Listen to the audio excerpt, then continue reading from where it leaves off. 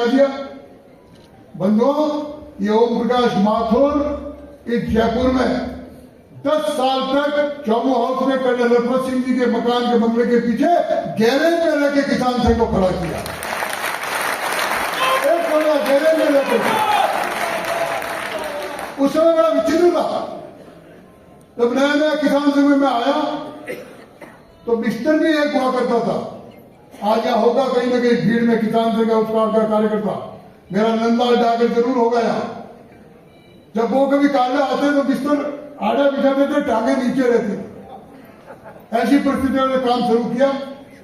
धीरे धीरे काम बढ़ा, काम करने की कुवत थी मेरे में।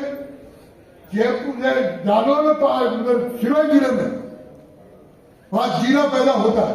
पानी के समय बड़ी प्रॉब्लम थी, मंडी थी ऊंजा, तो जीरा को ऊंजा ले जाने में बड़ी किसान को दिक्कत आती थी। मैंने कहा भाई क्यों दिक्कत आए, हम ले जाएंगे जीरा।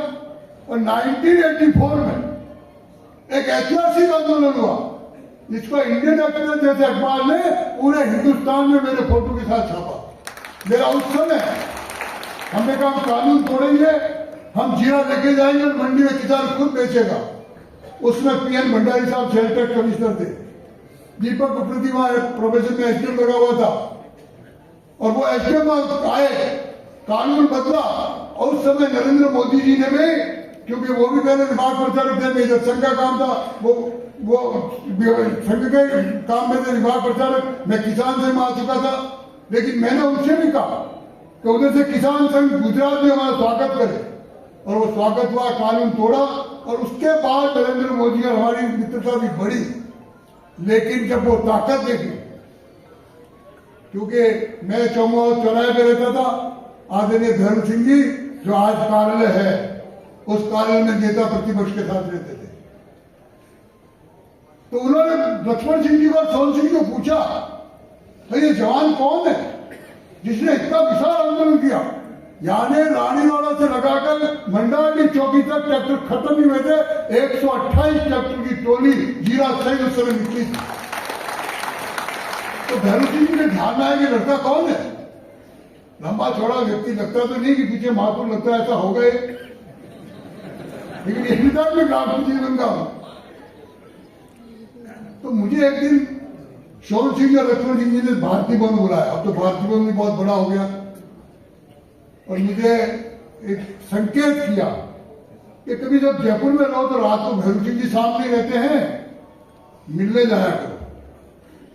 हम भी जवान थे, मैंने कहा इतने बड़े आदमी से मिलने जाएंगे तो मजा ही आएगा कुछ ना कुछ। हम जाने लगा, लेकिन वो जीरा आंदोलन की रैली मेरी भारतीय जनता पार्टी की ट्रैक का फाउंडेशन बना, ट्रैक का फाउंडेशन।